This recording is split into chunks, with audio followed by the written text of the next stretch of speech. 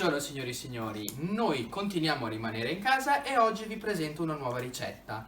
È l'impasto che può andare benissimo sia per la pizza che per una focaccia che per del pane, è molto versatile. Ora vi faccio vedere insieme gli ingredienti. Per circa 3 teglie da forno di casa nostra ci serviranno circa 1 kg di farina, 0 possibilmente, 25 g di zucchero, 25 g di lievito, 20 g di sale, 500 ml di acqua e 100 ml di olio. Allora, iniziamo mettendo la nostra farina a fontana, prendiamo il lievito di birra fresco, andiamo a sbriciolarcelo dentro, ok, così, ci mettiamo il nostro zucchero e mettiamo l'acqua, che possibilmente non va fredda, ma va bella tiepida, quasi calda, ok? Meglio se è una temperatura di 30-40 gradi circa.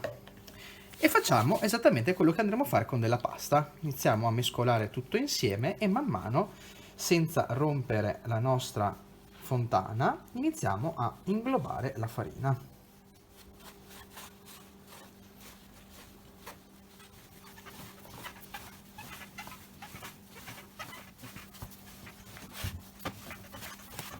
Ecco, ora che abbiamo ottenuto la nostra palla, io vado a riaprirla un po' così, ci aggiungo il sale. Questo qua io lo faccio perché a mano è più sicuro, nel senso che noi dobbiamo essere certi che il lievito non venga a contatto con il sale, altrimenti il nostro impasto non lievita più. Così facendo io sono certo.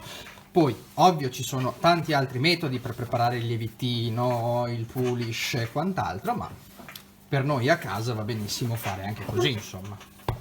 Ora il nostro impasto è stato già amalgamato il sale, con l'aiuto di una bacinella andiamo a versarci i nostri 100 ml di olio e andiamo ad amalgamarlo all'impasto. Ecco, adesso il nostro impasto ha già assorbito tutto l'olio, gli diamo un ultimo colpo di mano sul tagliere in modo tale da far venire bene una pallina che andremo a dividere in 3 altre palline e metteremo a riposare.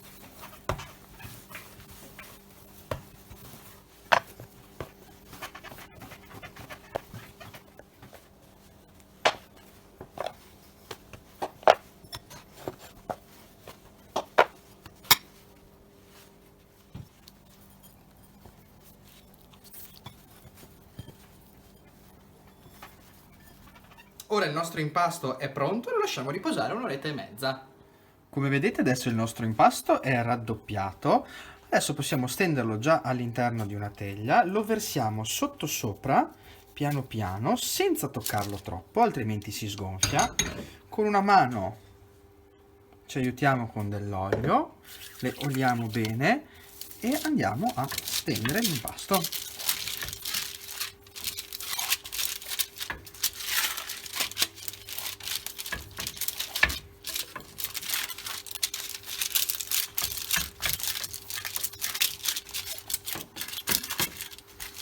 Dopodiché lo lasceremo lievitare un'altra mezz'oretta, insomma.